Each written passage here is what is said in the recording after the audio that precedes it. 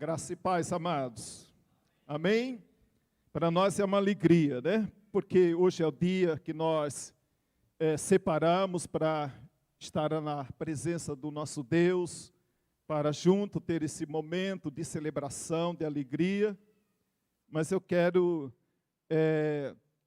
aqui agradecer a Deus também, né? Hoje é aniversário do irmão Lau, né? 18 anos, Lau. Né? Lau fazendo 18 anos, né? E aí temos vários irmãos, né? Eduardo, Gustavo, Rosineide está ali também, irmão Francisco, né? E tudo para também falar o nome da minha Evelinda, né? Fazer aniversário essa semana. Que Deus abençoe a todos, né? Pelo seu aniversário. Que Deus abençoe grandemente as nossas vidas.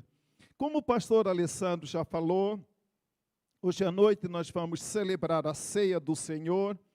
Eu quero convidar você para abrir a sua Bíblia no Evangelho segundo escreve Mateus. E por falar em Mateus, Mateus casou ontem, né? E pastor Manuel, sendo o pastor Manuel, eu orei e repeti o nome da menina todas as vezes errado, né? E a menina frequenta doce lá em casa, né? Eu falei assim, meu Deus,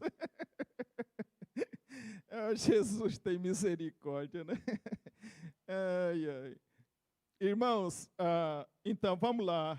Evangelho segundo escreve Mateus, capítulo 26, a partir do verso de número 17.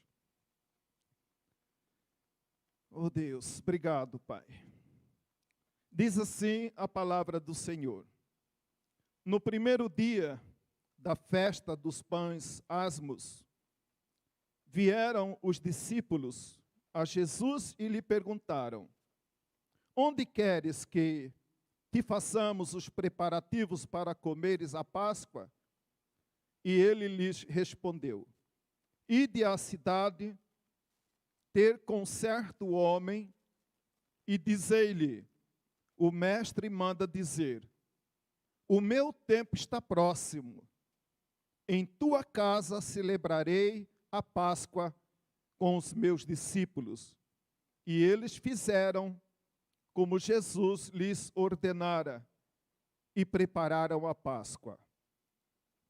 Chegada a tarde, pôs-se à mesa com os 12 discípulos e enquanto comiam, declarou-lhes Jesus: em verdade vos digo que um de vós me trairá. E eles, muitíssimo contristados, começaram um a perguntar-lhe: porventura sou eu, Senhor? E ele respondeu: o que mete comigo a mão no prato, esse me trairá. O Filho do Homem vai como está escrito a seu respeito, mas ai daquele por intermédio de quem o Filho do Homem está sendo traído. Melhor lhe fora não ter nascido.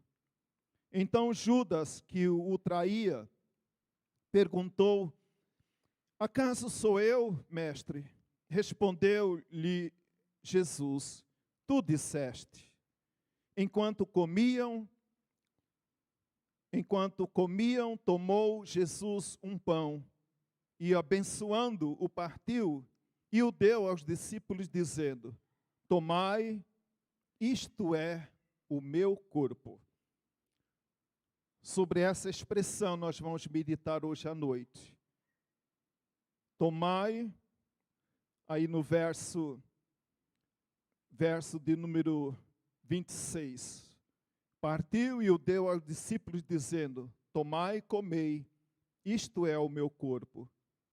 A seguir tomou um cálice e, tendo dado graças, o deu aos discípulos, dizendo: bebei dele todos, porque isto é o meu sangue,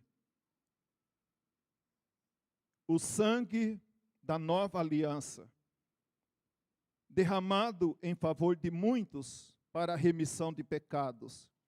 E digo-vos que desde esta hora em diante não beberei deste fruto da videira, até aquele dia em que eu hei de beber novo convosco no reino do meu Pai. E tendo cantado um hino, saíram para o Monte das Oliveiras. Se nós olharmos aí, na palavra, você vai perceber que ela começa, a conversa inicia lá no Velho Testamento, entra no Novo Testamento e nos aponta para o futuro. A última expressão desse texto lido, ele fala que cantando um hino saíram para o Monte das Oliveiras. Aqui eu vejo já Jesus apontando para o futuro. Passado, presente e futuro. Nesse ato nós vemos aí. A conversa, quando nós olhamos aí na palavra, ela começa com a celebração do povo de Israel do Egito. A Páscoa. Os judeus estavam lá celebrando a Páscoa, instituída no ato da libertação dos hebreus lá do Egito. Prossegue com a celebração e instituição da ceia do Senhor. E termina com essa declaração: e tendo cantado um hino, saíram para o Monte das Oliveiras. Como eu disse, nesse texto, converge passado, presente e futuro. Passado, presente e futuro. A Páscoa era uma festa judaica que, como eu disse, relembrava a libertação da escravidão do Egito. E para celebrar a Páscoa, eles tinham 4 elementos, que era o pão sem fermento, era também a erva amarga, o vinho e o cordeiro sem defeito. Através da instituição da Páscoa, Jesus já estava apontando para o futuro. Para um futuro inevitável. Quando Jesus, sentado à mesa, e diz a palavra do Senhor, que estava lá, sentado também à mesa com ele, aquele que já tinha colocado no seu coração de traí-lo. É interessante, amado, a gente parar para perceber esse detalhe. Jesus poderia, talvez ali, abrir uma conversa marcada por ressentimento, porque ele sabia que ali estava entre eles aquele que o ia trair. Você já passou pela experiência da traição de um amigo muito íntimo, que você depositou sua companhia e de repente você foi traído? Isso abre uma brecha no coração de qualquer ser humano. Isso poderia também abrir uma ferida no coração de Jesus. Mas interessante, quando eu olho para esse texto da palavra, a Bíblia diz assim, verso de número 4, o Filho do Homem vai, como está escrito ao seu respeito. Ele não está aqui ignorando o fato da traição, da dor da traição que ele ia passar. E muitas vezes, amado, essas experiências amargas da nossa vida nos tira do foco, nos tira daquilo que Deus tem preparado para a nossa vida. Um trauma, um abandono, um desprezo, uma traição, pode nos tirar do foco. pode causar em nós uma dor que, se mal administrada, talvez nos leva para longe de Deus. E muitas vezes nós somos levados. Jesus estava ali, e aquele homem insiste, e a pergunta entre eles ali insiste, é insistente, perguntando: é eu, Senhor, que irei traí-lo? Jesus diz: aquele que mete a mão para comer comigo, esse há de me trair. Mas todos estavam em igual ali na mesa, mas ele tem essa certeza. Aconteça o que acontecer, experimente a dor que eu possa experimentar na vida, eu vou, porque está escrito ao meu respeito.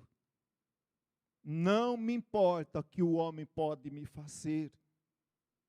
As feridas que alguém pode me causar, não importa. O que importa é o que está escrito na palavra ao meu respeito. Glória a Deus. Aleluia. O que importa mais na sua vida? O que importa mais para você? A Páscoa, quando nós olhamos para a Páscoa, ali havia o pão. Então o pão, ali para os judeus, até então, a Páscoa era apenas para lembrar que do Egito eles teriam que sair apressadamente. Não haveria tempo para a massa fermentar e chegar ao ponto de levar ao forno para ser assado o pão. Para eles era apenas isso. Mas havia algo mais profundo do que isso. Isso já estava apontando para o que ia acontecer na cruz do Calvário, por causa do meu e do seu pecado.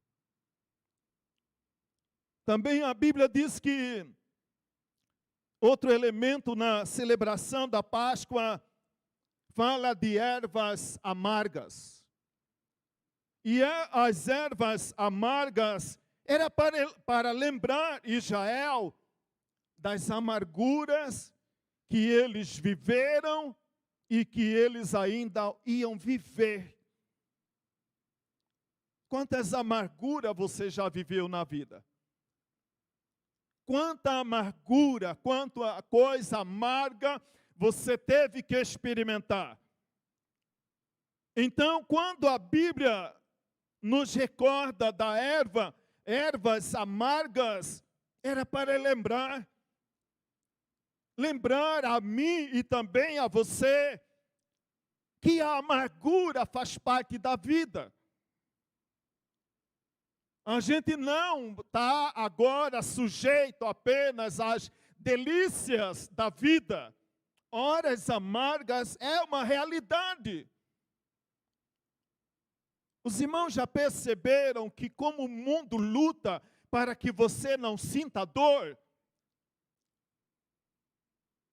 Como para levar você, né? E por isso muitas pessoas, elas não conseguem viver com dor. Porque o mundo está nos ensinando cada dia a fugir de dor. Mas Jesus, através ali da celebração da Páscoa, eles estavam ali e eles iriam toda a história, vovô passar para pai, pai passar para o filho, neto, para lembrar das amarguras que eles viveram no Egito. E essa amargura que Israel viveu no Egito, não foi só porque viveram 430 anos aproximadamente, escravos do Egito.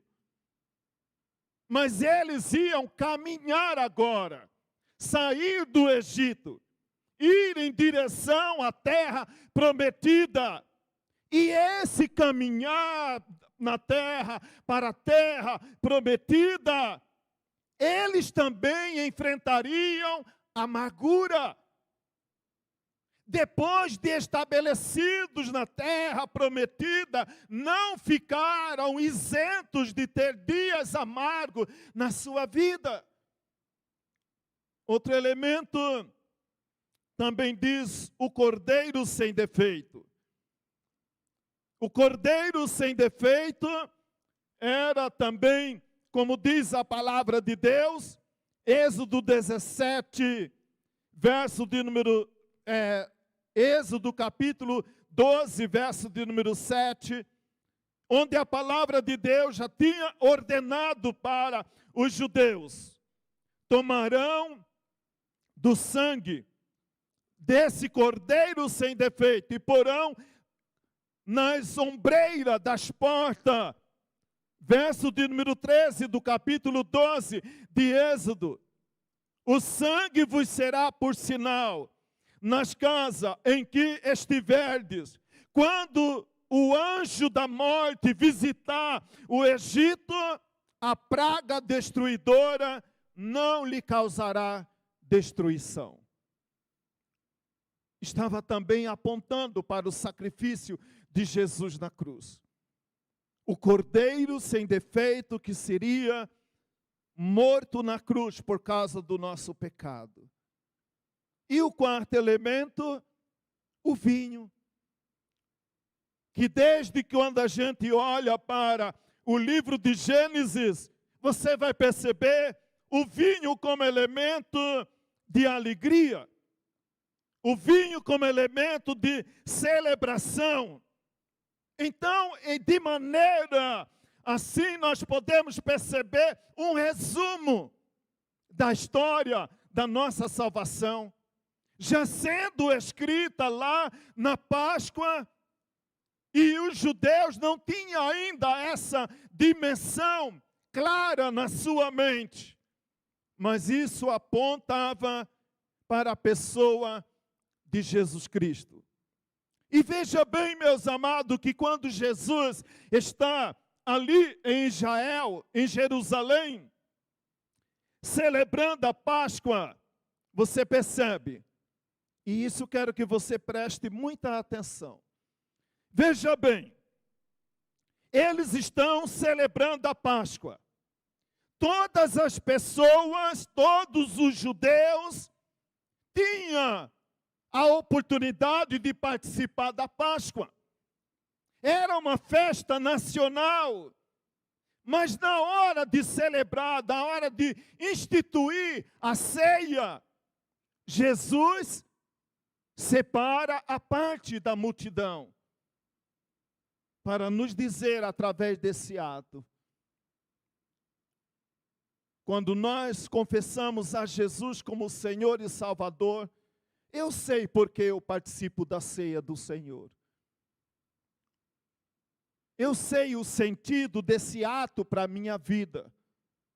Mas eu só descubro o segredo desse ato e o significado desse ato para a minha vida quando eu tenho consciência, como diz Paulo escrevendo aos Coríntios. Primeira carta de Paulo aos Coríntios, capítulo 5, verso de número 7. Cristo é a nossa Páscoa.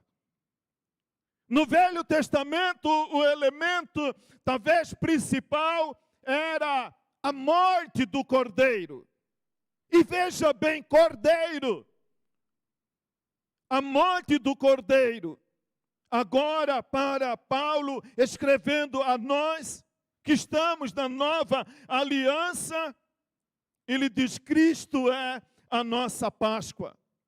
Ou como diz também João, o nosso irmão, Evangelho de João, no capítulo 1, verso de número 29, onde ele aponta para a pessoa de Jesus, dizendo: Ele é o Cordeiro de Deus que tira o pecado do mundo. Lá no Velho Testamento, vezes após vezes, eles tinham que estar comemorando a Páscoa. Eles tinham a necessidade de, pelo menos, anualmente celebrar a Páscoa. tinha com frequência a morte de um cordeiro para fazer expiação do pecado de Israel. Mas agora em Cristo, agora na pessoa de Cristo, por isso quando ele toma ali do ato do repartir do pão, ele declara: isto é o meu corpo. Porque a palavra de Deus escreve os Hebreus, o autor da carta aos Hebreus, capítulo 9, verso de número 22, dizendo: sem derramamento de sangue não há remissão de pecado. No Velho Testamento era a morte do cordeiro. Mas agora Jesus, ele é o Cordeiro de Deus que tira o pecado do mundo que não pode ser tirado, porque eu tenho religião. Os judeus eram religiosos, mas a religião dos judeus era insuficiente para realizar aquilo que só o sangue de Jesus pode fazer por mim e por você. Porque a palavra do Senhor diz, desde do Velho Testamento, com a morte do Cordeiro, apontando para Israel. Israel, sem derramamento de sangue, não há remissão de pecado. E aí, após ano, um cordeiro tinha que ser sacrificado, mas era um sacrifício temporário, que precisava de ser renovado, ano após ano. Mas agora, em Cristo, nós sabemos, meus amados, que o sacrifício de Jesus é suficiente. Não precisamos mais de sacrifício.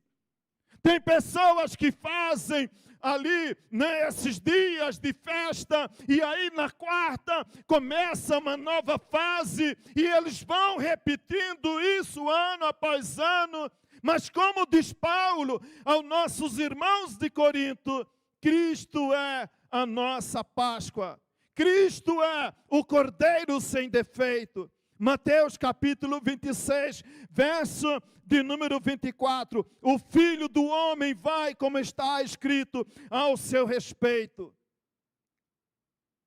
E quando eu olho para essa declaração também da palavra de Deus, é uma convocação. Eu vejo ali uma convocação para eu e você. Não tenha medo. Porque o que está escrito na palavra ao teu respeito, ninguém pode apagar. Porque o que está escrito na palavra ao teu respeito, ninguém pode mudar. O que está escrito na palavra, a sua posição, que Cristo conquistou por você na cruz do Calvário, ninguém pode separar. A Bíblia diz: quem nos separará do amor de Deus? Do amor de Deus que está em Cristo Jesus nosso Senhor. E Ele diz: nada pode nos separar do amor de Deus, nem altura, nem profundidade, nem potestade, nem espada, nem fome, nem morte. Nada pode nos separar do amor de Deus. Porque o sacrifício de Jesus é completo e eterno por mim e por você. É eterno. Mateus, quando nós olhamos aí no Evangelho de Mateus, na Páscoa havia então 4 elementos. Vezes após vezes eles vinham ao templo para oferecer seus sacrifícios, porque aquilo precisava ser renovado constantemente. Mas agora não, amado, nós entendemos que uma vez o Cordeiro de Deus, que verteu seu sangue na cruz do Calvário, é suficiente para nos salvar, para nos dar salvação. Agora, antes, se você também pode perceber, lá no Velho Testamento, quando os judeus separavam um cordeiro, era ele que oferecia a Deus. Havia toda a especificação na lei a respeito de como deveria ser esse cordeiro. Mas o cordeiro, o sacrifício era feito do homem para Deus. O sacrifício de Deus, oferecido em nosso favor, vem de Deus para mim e para você. O sacrifício do Velho Testamento era insuficiente, porque toda ação humana que eu possa dizer, eu vou fazer para contribuir com a minha salvação, eu vou trabalhar para ganhar a salvação, eu vou oferecer para conquistar a minha salvação. A Bíblia diz, pela graça sois salvos. Isso não vem de vós, é dom de Deus. Porque toda ação humana é insuficiente para a nossa salvação. Nosso jejum não nos salva. Nossa religiosidade não nos salva. Por ter o nome escrito no hall de membro de uma congregação, de uma igreja, não nos dá certeza de salvação. No Velho Testamento, era o homem que oferecia a Deus. No Novo Testamento, é Deus que oferece a mim e a você. De graça. Vinde a mim e comprai, de graça. Vinde de graça. Jesus já pagou o preço na cruz pelo nosso pecado. Ele tomou sobre si. É interessante quando nós olhamos para o livro do nosso irmão, o profeta Isaías, lá no Velho Testamento. Ele diz, ele apontando para a pessoa de Jesus, ele tomou sobre si as nossas enfermidades e as nossas dores, ele levou sobre si. Ele levou sobre si. No Velho Testamento, a dor, a vergonha, o pecado era depositada ali na figura do cordeiro, que eu e você, que nossos antepassados ofereciam a Deus. Mas agora, a Bíblia diz que ele tomou sobre si as nossas enfermidades e as nossas dores, ele levou sobre si. E ele continua a dizer algo para também nos corrigir a nossa maneira de pensar. Onde Isaías continua a nos dizer, e nós o reputávamos por aflito e ferido de Deus e oprimido. Muitos judeus, quando olhavam para Jesus crucificado na cruz do Calvário, eles reputavam, eles julgavam que Jesus estava sendo afligido, ferido, oprimido por Deus. Eles não compreenderam.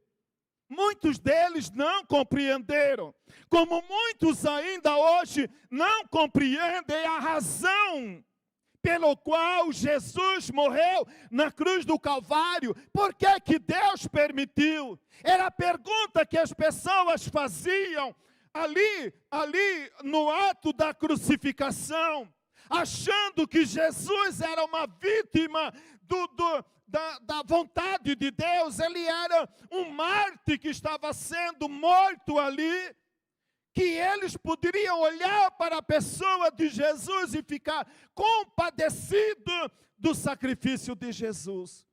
E perguntar por que que Deus permite, ou por que Deus tem permitido. Aonde um deles diz, se Deus o ama, que Deus venha livrá-lo agora. Muitas vezes, amado, nas nossas dores, aflições, opressões, angústias e tristeza, sutilmente o inimigo da nossa alma vem à nossa mente para dizer, Rebeca, Deus te ama? Por que que você está assim? Deus te ama? por que você está assim? Deus te ama, por que seu pai te abandonou? Deus te ama, por que você passa necessidade? Deus te ama, por que você fica doente? Deus te ama, por que você tem que passar por tanta amargura? Deus te ama, por que a pessoa te traiu? Deus te ama, será que Deus te ama? Sementes do inimigo da nossa alma, que são lançadas diariamente na nossa mente e no nosso coração, em meio às nossas dores. Quando Jesus estava ali sendo traído, ele não olhou para a traição de Judas.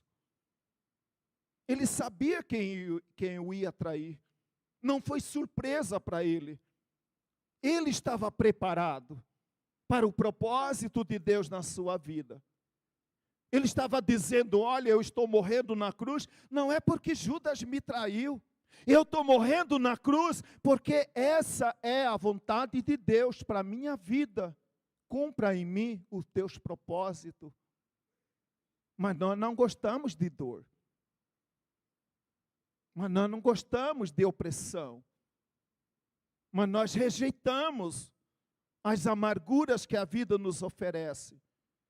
Continua o profeta Jeremias, ou Isaías, a declarar, mas ele foi transpassado pelas nossas transgressões. Ele foi moído pelas nossas iniquidades.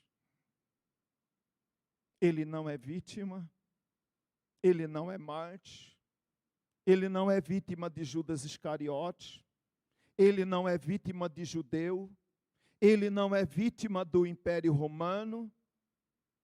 O que passa com ele agora é a vontade de Deus. Por isso Paulo diz para os nossos irmãos da igreja de Roma, que devemos apresentar dia após dia o nosso corpo como sacrifício vivo e agradável ao Senhor, para que assim nós possamos experimentar a boa, perfeita e agradável vontade de Deus. Se nós não fizermos, amado, diariamente uma vontade de viver para Deus, você não vai conseguir viver para Deus. Você não vai compreender as coisas como você deve compreender. Somente quem está vivendo em profunda intimidade com Deus sabe suportar as dores que podem enfrentar a vida, os dissabores que podem cair sobre a sua vida. Só é possível, amado, estar bem perto de Deus. Pela graça sois salvos. O castigo que nos traz a paz estava sobre ele.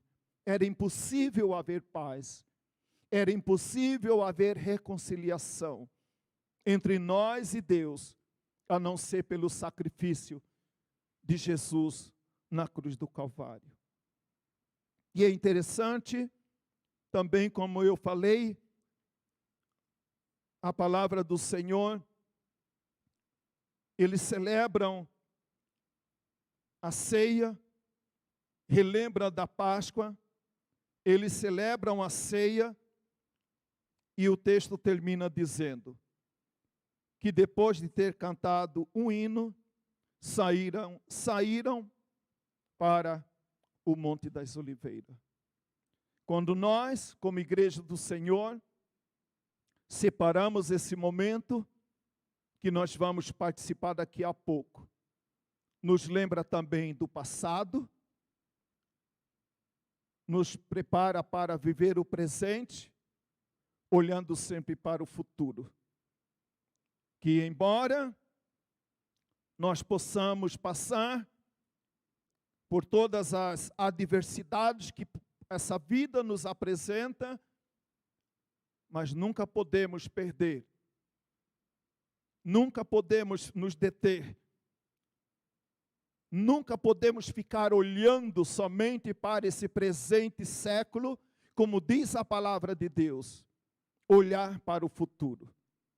Nós, como igreja do Senhor, tanto de maneira coletiva como de maneira individual. Nós precisamos estar com nossos olhos fixos em Cristo, que em breve aquele prometeu que virá um dia nos buscar. Ele virá nos buscar. E a nós, como igreja do Senhor, só nos resta declarar: Maranata, vem, Senhor Jesus. Eu posso sofrer, eu posso passar por tantas coisas, como Jesus nos mostra na palavra, mas nunca podemos perder a visão do futuro. Nunca podemos perder a visão do amanhã. Nunca podemos deixar ser levados somente pelas circunstâncias atuais desta vida, desse presente século corrompido, dominado pelo pecado, dominado pelo mal, dominado pela mentira. Nós precisamos estar prontos. Nós precisamos estar prontos. Quando a Bíblia diz, e tendo cantado o hino, saíram para o Monte das Oliveiras.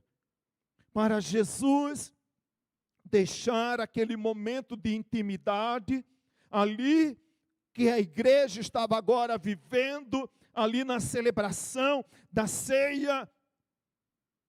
Foi muito lindo, foi muito maravilhoso, foi tremendo, mas a Bíblia diz, terminado tudo o que ele tinha que fazer, ele sabia que ali não era o fim de todas as coisas. Aqui não é o fim de todas as coisas. Há um fim que Deus preparou para mim e para você. Quando nós estamos firmados em Cristo, firmados na palavra, aqui não é o fim. Essa situação presente não é o fim. É apenas uma oportunidade de te fortalecer. Porque dias amargos teríamos sobre a terra. E não adianta eu dizer para você, agora você é salvo, agora você não vai ter dia mau. Não é o Evangelho do Senhor. O Evangelho do Senhor é aquele que me mostra, no mundo tereis aflições, mas aqui também não é o meu lugar. E tendo cantado um hino, saíram para o Monte das Oliveiras. Aqui está bom, aqui está maravilhoso, mas eu tenho que cumprir o que Deus mandou que eu cumprisse. Eu tenho que cumprir o propósito de Deus para a minha vida. Eu tenho que cumprir tudo aquilo que Deus estabeleceu para a minha e para a sua vida. Muitas vezes, amado, nós ficamos paralisados em meio tanto à alegria como também à dor.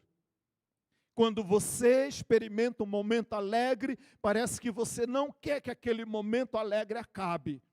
Ou ao contrário, você vive um momento de angústia, de tristeza, de dor, parece que aquilo não tem fim.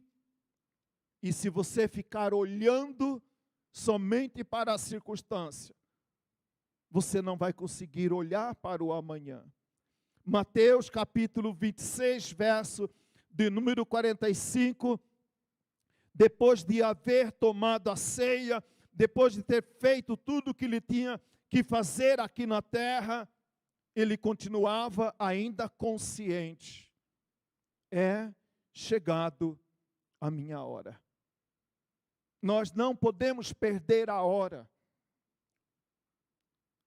Quando você perde a hora, você chega atrasado, né? Perde o ônibus, né? Chegou atrasado no emprego, perde a primeira aula. Você não pode chegar atrasado. Você precisa ter consciência do tempo. Você precisa ter consciência das coisas. Quando Jesus, ele percebe que é chegada a hora de enfrentar aquela hora tão difícil, mas foi para isso que ele veio. Nós precisamos entender para que eu vim. Por que eu estou aqui? Senão a gente perde a hora, a gente perde a noção. A gente perde o foco. Jesus, ele não perdeu o foco, porque ele se manteve ali constantemente fixo, seu olhar focado em Deus, focado naquele que cuidava da sua alma. Chegada a minha hora. Muitas vezes, amado, nós queremos o domingo da ressurreição, mas não queremos a sexta-feira do Getsemane e do Gólgota. Nós queremos o domingo da ressurreição, mas rejeitamos passar pelo Getsemane e pelo Gólgota. Eu tenho meu Getsemane para passar. Jesus tinha o seu Gólgota para passar. Não podia pular, não tinha como evitar. Era a vontade de Deus. Era a vontade do Senhor. Para isso estava escrito na palavra ao seu respeito. Eu não posso fugir do que está escrito na palavra ao meu respeito. Mas muitas vezes, amados, judeus erravam por não conhecer o que estava escrito na palavra a respeito deles. E por isso, muitas vezes, foram dominados pelo engano, pela mentira. Mas quando eu e você conhecemos o que está escrito na palavra ao meu respeito, não importa se Judas Iscariote me trair. Não importa para os golpes que eu possa sofrer nessa vida, porque eu sei o que está escrito na palavra ao meu respeito. Você sabe o que está escrito na palavra ao teu respeito? Você sabe o que está escrito na palavra ao teu respeito? Não se deixe dominar pela traição de Judas Iscariote. Olhe para Jesus, autor e consumador da sua salvação. É chegado a minha hora.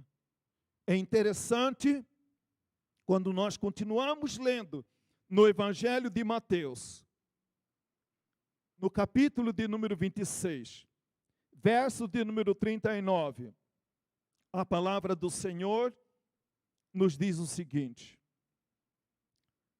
Jesus estava agora no Getsemane orando. Mateus 26, 39 diz que Jesus, uma das frases de Jesus na oração, está escrito ali: se possível, passe de mim este cálice, todavia não seja como eu quero, e sim como tu queres. Verso de número 44. Jesus ora pela terceira vez, diz o Evangelho de Mateus, repetindo as mesmas palavras, para mostrar para mim e para você que muitas vezes nós possamos passar por terríveis provas nessa vida. E você vai talvez orar como Jesus orou, você vai pedir a Deus como Jesus pediu: se possível, passe de mim este cálice. E ele orou pedindo isso várias vezes. E muitas vezes, amado, eu e você também podemos orar várias vezes, pedindo ao Senhor: Senhor, passe de mim este cálice. Mas ao mesmo tempo, temos que lembrar da segunda parte da oração: mas não seja como eu quero, seja como tu queres, seja feita a tua vontade na minha vida. Seja feita a tua vontade na minha vida. Porque quando eu aceito que a vontade de Deus seja feita na minha vida, eu estou dizendo: Senhor, por mais difícil que seja, mas eu sei que o Senhor tem o melhor para mim. Eu não estou entendendo, eu não estou compreendendo, eu estou sofrendo, eu estou chorando, mas se eu tenho que tomar desse cálice, eu vou tomar. Eu vou tomar. Porque eu sei que na hora que eu estiver tomando desse cálice, eu não estarei sozinho. O Senhor estará comigo. Como esteve com Daniel, como esteve com seus amigos, como estará conosco para todo sempre. Eis que estarei convosco todos os dias, até a consumação dos séculos. Eu quero convidar você nesse momento a ficar em pé. E nós vamos orar mais uma vez, agradecendo a Deus. Eu não sei se o Ministério de Louvor de repente tem um hino para esse momento. Pode vir aqui também nos ajudar já. Nós vamos orar e vamos passar então a palavra ao pastor Alessandro em seguida para dirigir a celebração da ceia do Senhor. Nós te louvamos, Pai, e te agradecemos, Senhor, pelo teu sacrifício na cruz do Calvário, em nosso favor. Ó Deus, nós te louvamos, Pai, e te agradecemos, porque sabemos que aqui não é o nosso lugar. A tua palavra diz: eu vou e prepararei lugar para vós, para que onde eu estou, estejam vós também. Obrigado, Jesus, porque o Senhor tomou sobre si as nossas dores. Obrigado, Senhor, porque o Senhor foi transpassado pelas nossas transgressões, porque o Senhor foi moído pelas nossas iniquidades.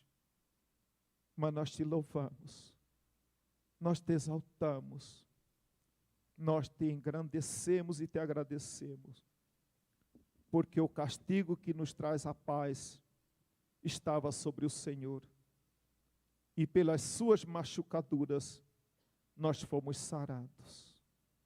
Obrigado, Senhor, pelo teu sacrifício na cruz do Calvário em nosso favor. Obrigado, Senhor, também, porque a tua palavra nos diz que aqui não é o nosso lugar. Ajuda-nos, ó Pai, como igreja do Senhor, a estar olhando para o futuro. Um futuro que o Senhor já preparou no céu para cada um de nós. Onde a tua palavra declara que não haverá mais choro, não haverá mais pranto, não haverá mais dor. Obrigado, Senhor. Obrigado, Senhor, porque muitas vezes nós temos que tomar do cálice da amargura, do cálice da traição, do cálice da dor, do cálice da enfermidade. Mas nós te louvamos, Pai, porque quando chegar a hora, o momento que nós tivemos que tomar do cálice da dor, o Senhor está conosco. O Senhor estará conosco, o Senhor nunca nos deixará só. Nós te louvamos, Pai, nós te engrandecemos, nós te agradecemos e pedimos em nome de Jesus que o Espírito Santo do Senhor fortaleça-nos, ó Pai. Fortaleça-nos, Senhor, para que possamos permanecer firmes e fiéis até o dia em que teremos que encontrar com Cristo Jesus, nosso Senhor. Muito obrigado, Senhor. Por isso nós reconhecemos que Tu és o Deus único e verdadeiro. Por isso a Ti, Senhor, toda a honra, todo o louvor. A Ti, Senhor, toda a adoração. Muito obrigado, Jesus, pelo Teu sacrifício em nosso lugar. Em nome de Jesus. Amém. Pastor Alessandro.